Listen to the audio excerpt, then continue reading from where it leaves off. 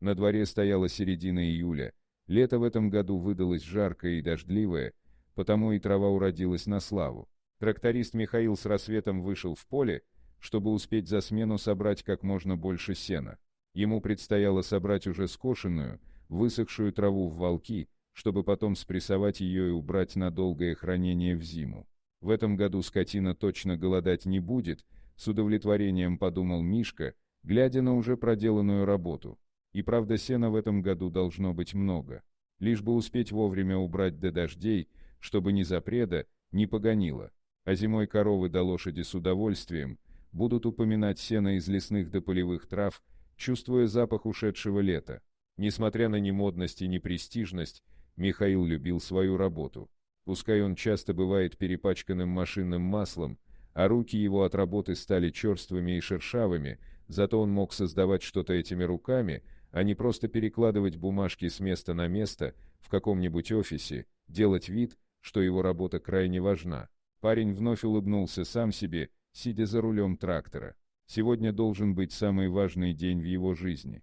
Сегодня он наконец-то решится сделать предложение девушке, в которую давно и бесповоротно влюблен.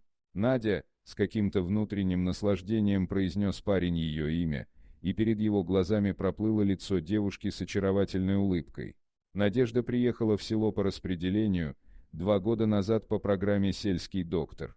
Показав себя сразу же ответственным и отзывчивым специалистом, она заслужила у местных признания и уважения.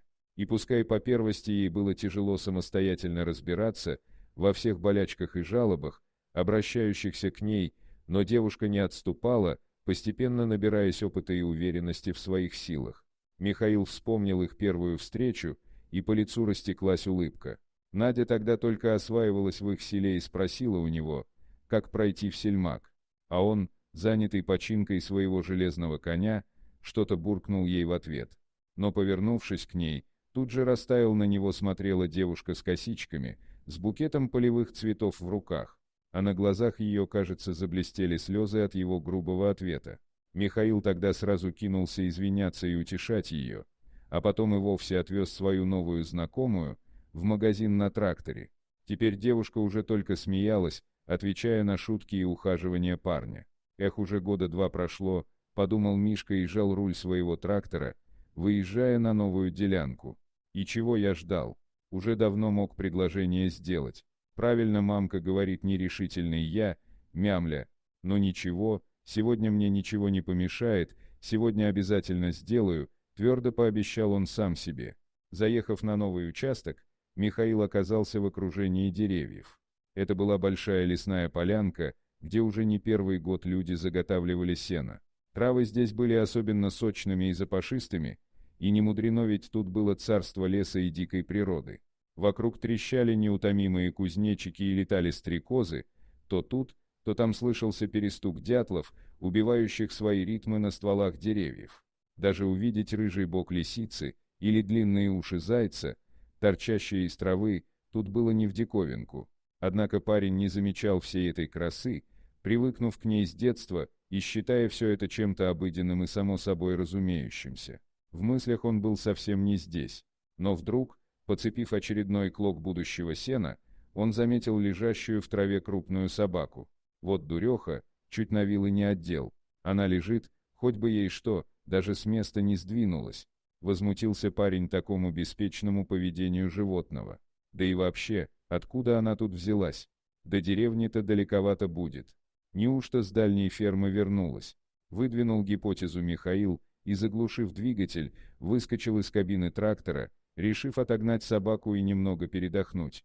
Но каково же было его удивление и даже ужас, когда, сделав несколько шагов по направлению к находке, он понял, что перед ним и не собака вовсе, а дикая волчица со своим выводком. Мужчина остолбенел, не понимая, что ему теперь делать, кинуться обратно. Но все знают, что волки, как и собаки, инстинктивно реагируют на убегающих, кидаясь за ними в погоню. Парень стал медленно пятиться, не спуская глаз с серой хищницы. Но почему же она так странно себя ведет? Вдруг озадачился парень.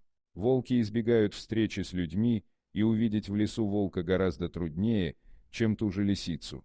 А это даже трактора не побоялась, с места не сдвинулась. Да еще и волчата с нею. Больная, поди, подумал Михаил, разглядывая лесную жительницу. Но в этот момент до его ушей донесся какой-то неестественный и чуждый этим местам писк. Волчица засуетилась, поднявшись со своего места, и начала что-то обнюхивать. Так, есть, писк повторился. Вернее, Мишка уже отчетливо слышал, что это был не писк вовсе, а плач крохотного ребенка, который неизвестно откуда взялся и которого волчица согревала теплом своего собственного тела. Парень обомлел от происходящего. «Уж не с ума ли я схожу?» — подумал он. «Как? Откуда? Почему?» Сотни вопросов роились в его голове, не находя ответа ни на один из них. Было понятно только одно: волчица сознательно спасла жизнь этому ребенку, а теперь показала его человеку, чтобы тот позаботился о нем. Теперь речи не было о том, чтобы закрыться в своем тракторе и уехать отсюда, забыв эту историю, как будто ее никогда и не происходило. Михаил был обязан забрать ребенка у волчицы, чтобы это ему не стоило. Парень начал медленно приближаться к хищнице, переводя взгляд то на нее, то на ребенка. А та, будто поняв, что человек наконец-то сообразил, зачем она здесь, не торопясь поднялась со своего места и, обнюхав всех своих волчат, словно пересчитав, скрылась в высокой траве, точно ее здесь и не было никогда. Мишка присел перед найденышем и осторожно, словно это была бомба, взял его на руки. Малышка, увидев его, улыбнулась своим еще беззубым ртом, и от этого что-то сильно ёкнуло в груди парня, заставив его глаза увлажниться. «Как же можно такое создание и выбросить, словно мусор?» — негодовал парень. «Что же вы за люди такие, что дикие волки больше добра выказывают, чем вы к собственным детям?» Внутри все кипело от непонимания и злости. Попадись бы ему сейчас под руку эти нерадивые родители, быть бы им битыми. Но кто они и откуда, парень не знал. Знал только то, что теперь на нем лежит ответственность за эту крохотную жизнь. Достав телефон из кармана, он набрал номер любимой. «Алена, ЧП у нас. Представляешь, я ребенка в лесу нашел. Ну как я, волчица показала», — выпалил парень, стараясь как можно быстрее поведать девушке о произошедшем. После некоторой паузы раздался женский голос. «Миш, ты что, пьяный? Какие волки? Какие дети?» Но тут она услышала детский плач, раздавшийся в трубке. «Где ты? Я сейчас буду», — заверила она и положила трубку. Уже совсем скоро девушка вместе с участковым оказалась на поляне рядом с Михаилом. Девушка, осматривая найденного ребенка, еще раз выслушала невероятную историю о волчице, не в силах поверить в такое. Участковый тоже, приподняв фуражку, растерянно почесал затылок, но следы, все еще оставшиеся на примятой траве, говорили в пользу версии Михаила. Да и не доверять его словам причин не было. Оформив все документы, участковый уехал, оставив малышку на попечение Нади. Михаил подсел к держащей на руках найденную девочку Наде. «Надь», — обратилась она к любимому, — «а давай ее себе заберем, если родители не найдутся. Я уже имя ей придумала, Даша». «Да», — взглянув на своего парня, сообщила Надя. «А давай». Вдруг согласился Мишка. «Только для этого нам кое-чего не хватает», — объявил он. «Да? И чего же?» — удивленно спросила девушка. Пошарив в кармане, Мишка вытащил небольшую коробочку. «А вот чего? Выходи за меня, Надь, тем более вон у нас уже и ребенок есть», — смущаясь и радостно сказал он. Девушка радостно улыбнулась и, погладив Мишку по щеке, нежно поцеловала. «Конечно, да. Я всегда мечтала о таком муже, как ты. Ура!»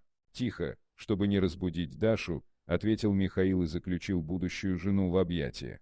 Уже 2 года прошло с тех пор, как Михаил нашел в лесу Дарью. Девочка уже вовсю бегала по дому, стараясь помогать маме, ухаживать за младшим братиком Тёмой, который появился на свет всего лишь год назад. Еще многого не умела, но старалась изо всех сил. А в отличие от взрослой Даши, многое прошло с тех пор. Но одно осталось неизменным: благодарность Наде и Михаила той серой волчицы, которая оказалась человечнее некоторых из называющих себя людьми.